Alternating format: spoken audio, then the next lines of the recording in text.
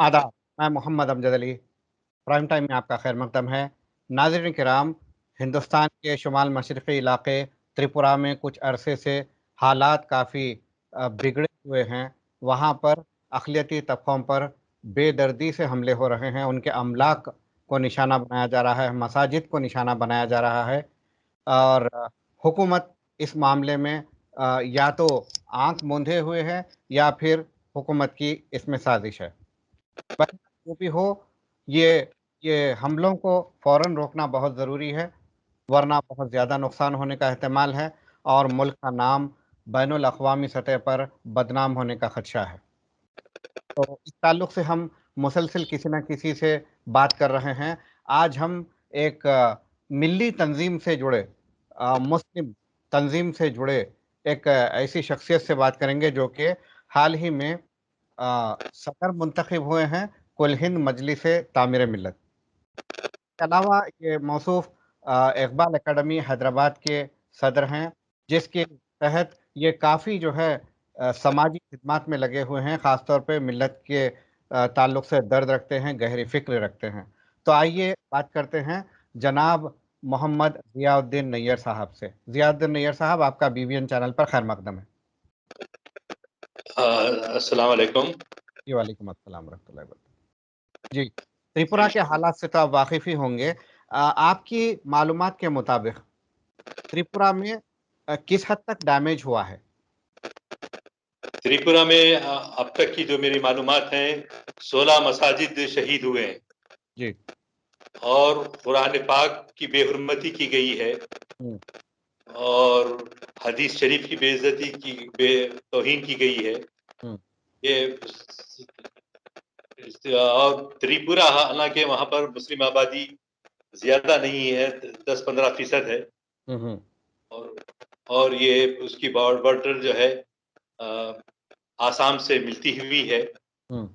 और जैसे ही हमें पता चला 1 हफ्ता 10 दिन पहले कि वहाँ हालात नागुफ्ते-बेही हैं तो हमने हमारी तंज़ीम तामीर मिल्लत के सेक्रेटरी जनाब उमर शफ़ीक साहब को और उनके साथ मंसूर कुरैशी साहब को भेजा गया है आसाम और त्रिपुरा, ताकि शख़्सी तौर पे वो वहाँ जायज़ा लें।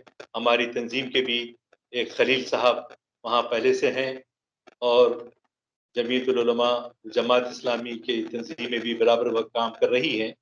आज कुछ घंटे पहले जो मुझे इत्तला मिली फ़ोन पे, तो हालात ख़तरे कुछ बेहतर हो रहे हैं और यकीनन ये हालात इब्तिदा से ही काबू में आ जाते, लेकिन हुँ। इसको क्या कीजिए कि हुकूमत और पुलिस जो है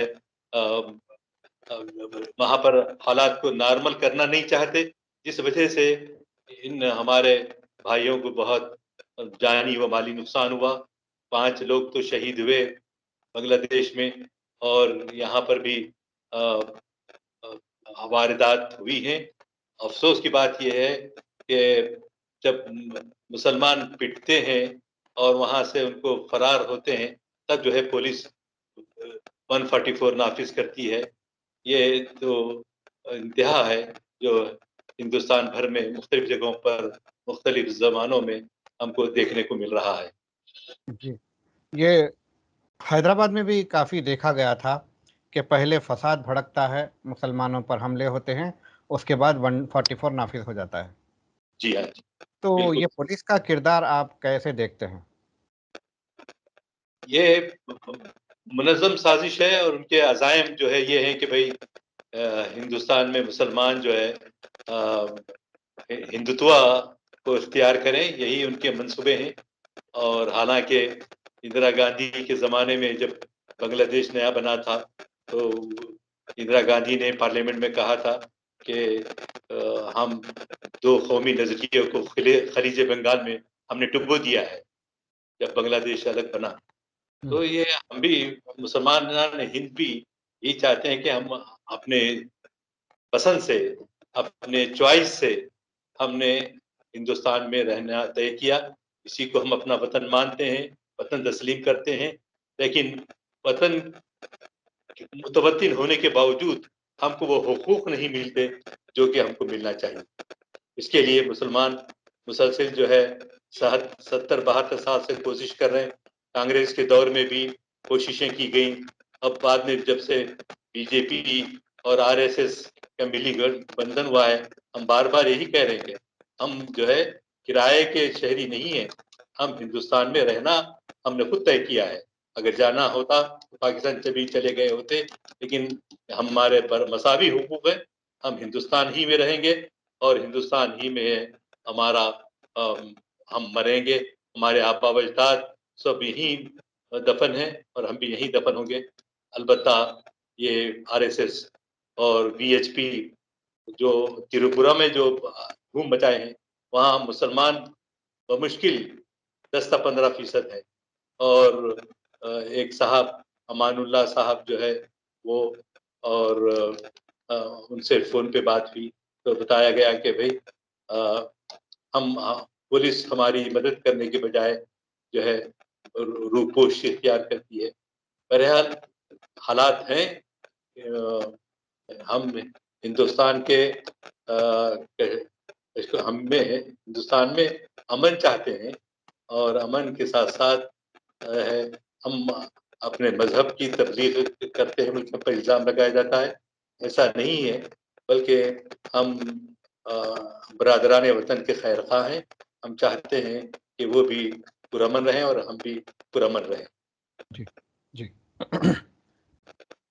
حالات کا جائزہ لینے کے علاوہ تعمیر ملت کا شروع سے کردار رہا ہے کہ وہ امدادی کاموں میں لگ جاتے ہیں، باز آباد کاری میں لگ جاتے ہیں. تو کیا تریپورہ کے مظلوموں کی باز آباد کاری کے لیے کوئی قدم اٹھایا گیا ہے؟ یقیناً ہم وہاں اس سے پہلے بھی مکانات کی تعمیر، جن کے مکانات گرائے گئے تھے، ریہیبلیٹیشن کا کام ہم نے پہلے بھی کیا ہے. اور اب بھی ہمارا ارادہ ہے کہ ہمارے جو بھائی متاثر ہوئے ہیں ان کی مدد کی جائے، ان کی باز آباد کاری کا کام کیا جائے. اور ساتھ ہی ساتھ میں نے سنا ہے کہ ہمارے جو رفیق محترم وہاں گئے ہوئے ہیں، بدر الدین صاحب ممبر آف پارلیمنٹ بھی وہاں کے علاقوں میں امدادی کام کر رہے ہیں. ہم ایک دوسرے کے ساتھ تعاون کر کے انشاءاللہ ہمارے بھائیوں کی مدد کریں گے. اور امید ہے کہ ہمارے برادران وطن بھی سونر اور لیٹر ریئلائز کریں گے کہ انسانیت کے لیے ہم کو مسلمان اسلامیت انسانیت کا خیر خواہ ہے. بے شک. انسانیت ہے.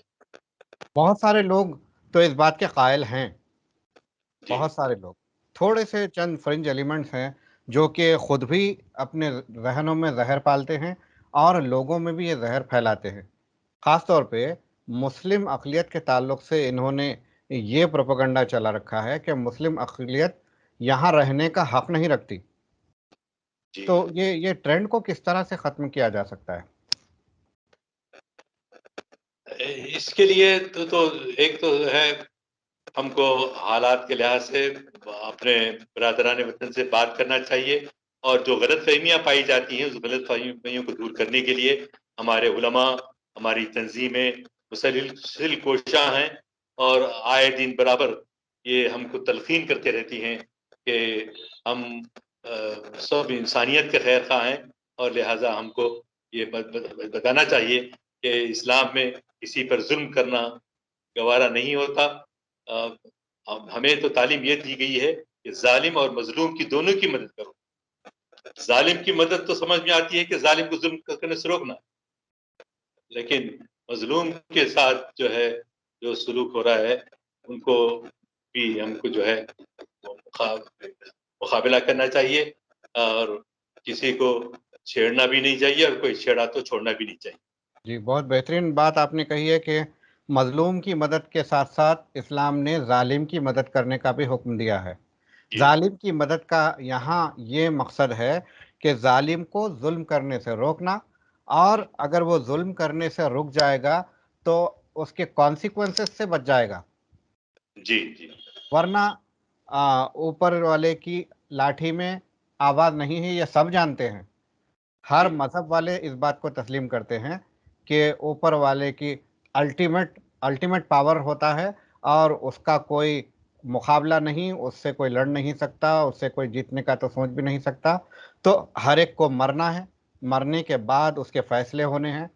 तो ये जो ज़ालिम जो होता है, ताकत के, दौलत के और किसी और नशे में चूर होकर जो ज़ुल्म करता है, वो ये समझता है कि मुझ पर कोई आँच नहीं आएगी, मगर ऐसा नहीं है। तारीख़ उठाकर देखिए, पुरानी तारीख़ देखिए, हालिया तारीख़ देखिए। जिसने भी ज़ुल्म किया उसका क्या इबरतनाक अंजाम हुआ। अगर ये देख लें तो लोग ज़ुल्म करने से बच जाएँगे। अगर वो नहीं देख पाते हैं तो आपकी हमारी ज़िम्मेदारी बनती है कि उसे ज़ुल्म से रोकना है। बेशक, बेशक, हाँ, सही कहा। मगर हाँ जी, इसके बरखिलाफ़ चंद ऐसी शरपसंद ताकतें हैं जो ज़हर घोलते रहते हैं और आजकल ये बात हो रही है कि हर घर में हथियार होना चाहिए, जी, जबकि हिंदुस्तान के कानून के मुताबिक हथियार रखना बैन है। जी। तो ये अ, सारा इंतज़ाम है, सारी पॉलिसिंग है, हथियार तैयार भी हो रहे हैं, खरीदो-फ़रोख्त भी हो रही है, लोग अपने घरों में रख भी रहे हैं। ये कैसे मुमकिन हो रहा है? ये वक़्ती तौर पे हमको खौफ़ज़दा करने की बातें हैं, हुँ, लेकिन हम बिल्कुल खौफ़ज़दा ना हों। यकीनन अल्लाह की माइयत हमारे साथ है। हमको पूरा यकीन है कि तारीख़ में भी ऐसे हालात गुज़रे हैं, लोग अपनी जानें भी कुर्बान किए हैं, लेकिन अपने मज़हब से बिल्कुल एकसरे मौं भी हम हटने के लिए तैयार नहीं। जी। कुछ आसाम के हालात पर भी आप कुछ फ़रमा दें? आसाम में भी जो है मुसलमानों की अक्सरियत है। मुझे तो वो याद आता है कि हमारे मशहूर आलिम जो थे मौलाना अबुल हसन अली नदवी रहमतुल्लाह अलैह, वो तकरीबन 22 40 साल पहले वो बर्मा गए थे और बर्मा में जो अपने बिरादराने अपने भाइयों की जो ज़िंदगी का मेयार वग़ैरह देखा था, उसी वक़्त उन्होंने किताबें लिखी थी। वो किताबें आज भी हमारी रहनुमाई के लिए मौजूद हैं कि हम जो है अ, ऐश-ओ-इशरत में पढ़कर अपने गरीब भाइयों को भूलना नहीं चाहिए, हुँ, उनकी मदद करना चाहिए। चनांचे ये बात हम सब के लिए इसमें सबक है कि हम हरगिज़ अपने भाइयों को जो परेशान हो रहे हैं, उनकी परेशानियों में उनकी मदद करें और इंशाअल्लाह हमारे लोग खौफ़ज़दा नहीं होंगे और अल्लाह की मदद ज़रूर उनकी शामिल-ए-हाल रहेगी। कोर्ट ने तो जो है हुकूमत से जो है डिमांड किया है कि जवाब दें कि क्या हो रहा है। तो अब आगे अब आप हुकूमत में किस तरह का सुधार की उम्मीद करते हैं? हम जो है ज़्यादा से ज़्यादा हमारी ये कोशिश है कि हम अपने भाइयों में पहले एतमाद पेश करें, एतमाद और यकीन महकम के अ, हमारे भाइयों की हम मदद करें और खुद हम अपने मोहल्ले में, अपनी मस्जिद में, अपने हलक़ों में लोगों के पास जाएँ, जो गलतफ़हमियाँ पाई जाती हैं, ख़ास तौर से पहले मैं यही कहूँगा कि जो गैर मुस्लिम भाइयों के पास हमारे मुतालिक गलतफ़हमियाँ पाई जाती हैं, वो हमारी मस्जिदों को आकर देखते हैं, तो बड़े ताज्जुब करते हैं कि भई मस्जिदें इतनी साफ़-सुथरी और वहाँ पर सिर्फ़ अल्लाह का ज़िक्र, भगवान का ज़िक्र होता है और वो बड़े ताज्जुब होता है उनको। ये जैसा आपने भी अभी कहा था कि ये चंद लोग हैं जो शरारत करते हैं, वरना हमारे पास किसी को कोई नुकसान पहुँचाने की बात नहीं है। हर आदमी को अपने मज़हब पर चलने की पूरी-पूरी आज़ादी है, इजाज़त है और हमको चाहिए कि अपने मज़हब की पाबंदी भी करें और बिरादरान वतन के साथ अच्छा सलूक करें। हमारे हुज़ूर मोहम्मद सल्लल्लाहु अलैहि वसल्लम है, आपके चचा इस्लाम कबूल नहीं किए थे, अबू तालिब, लेकिन अबू तालिब के जनाज़े में रसूलुल्लाह सल्लल्लाहु अलैहि वसल्लम में शरीक हुए। तो इसी तरह हमारे पास مساوات کا درس بہت ہے، کیونکہ بار بار دیا گیا ہے کہ عدل و انصاف سے کام لیں، مساوات کو اپنے سوسائٹی میں ایسے پیش آئیں کہ آپ کو یاد ہوگا کہ ہمارے غلام حضرت صہیب رومی رضی اللہ تعالیٰ عنہ اور حضرت بلال حبشی رضی اللہ تعالیٰ عنہ اور سلمان فارسی رضی اللہ تعالیٰ عنہ، یہ 3 بڑے غلام تھے، لیکن ان غلاموں کی غلامی دور کر دی کہ سب سارے انسان غلام ہو مرد تو سب یکساں ہیں. چنانچہ جب حضرت عمر فاروق کے جنازے کی نماز پڑھانے کے لیے کہا گیا تو صہیب رومی ایک غلام تھے، انہوں نے ان کی امامت کی. تو ایسے تاریخ میں ہمارے پاس بہت سارے واقعات ہیں کہ ہم سب جو ہے آپس میں ایک دوسرے کے بھائی ہیں، دوسروں کی مدد کرنا ہم اپنا فرض سمجھتے ہیں، اور یہی پیام ہم دنیا میں عام کرنا چاہتے ہیں. ہمارے رسول کا یہی پروگرام ہے، یہی پیام ہے، اور ہمارے صحابہ کرام رضوان اللہ تعالی اجمعین کا یہی پیام ہے کہ ہم ساری دنیا میں امن چاہتے ہیں. جو رسول اللہ کی شان میں گستاخی کرے گا ہم اس کو ہرگز برداشت نہیں کر سکتے، اس لیے کہ انہوں نے ساری انسانیت کی خیر خواہی کے لیے کام کیا. یہ چیز جو ہے ہمارے اپنے برادران وطن کو صحیح سے بتانے کی ضرورت ہے، اور انشاءاللہ اللہ تعالیٰ ان کے دلوں میں اچھی باتیں اور خیر خواہی کی باتیں اور ساری انسانیت کے الیوم اکملت لکم دینکم واتممت علیکم نعمتی ورضیت لکم الاسلام دینا، یہ ایسا پیام ہے کہ ساری انسانیت کے لیے ہے. انشاءاللہ اس کے اچھے نتائج برداشت ہوں. جعفر صاحب آپ کا بہت شکریہ ہم سے بات کرنے کا. شکریہ. تو ناظرین، یہ تھے جناب ضیاء الدین نیر صاحب، صدر کل ہند مجلس تعمیر ملت.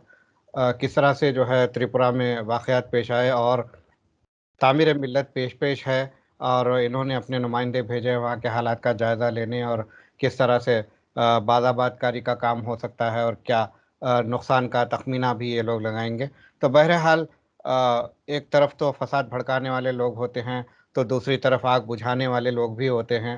اللہ نے ایک ایسا نظام رکھا ہے کہ جہاں جہاں بھی شر پیدا ہوتا ہے وہاں شر کو ختم کرنے والے بھی اللہ تعالیٰ نے پیدا کیے ہیں. اب دیکھنا یہ ہے کہ کس طرح سے ایک اچھی امید انہوں نے ظاہر کی ہے کہ تریپورہ کے حالات اب بہتر ہو رہے ہیں. تو اللہ کرے کہ جلد سے جلد حالات بہتر ہو جائیں اور معمول پہ آ جائیں، اور جو بھی نقصان ہوئے اس کی جو انتقال کر گئے، شہید ہو گئے، اس کی تو جو ہے پابجائی نہیں ہو سکتی. ان کے درجات یقیناً بلند ہیں، مگر آئندہ ایسے واقعات نہ ہو اس کے تعلق سے بھی نیر صاحب نے بتایا کہ کس طرح سے غیر قوم کے لوگوں میں اسلام کے تعلق سے پازیٹیو میسیج انکلکیٹ کرنے کی پہنچانے کی ضرورت ہے. اگر ایسا ہو جائے تو انشاءاللہ ملک کے حالات بہتر ہوں گے. اس امید کے ساتھ آپ سے وداع لیتے ہیں. شب بخیر.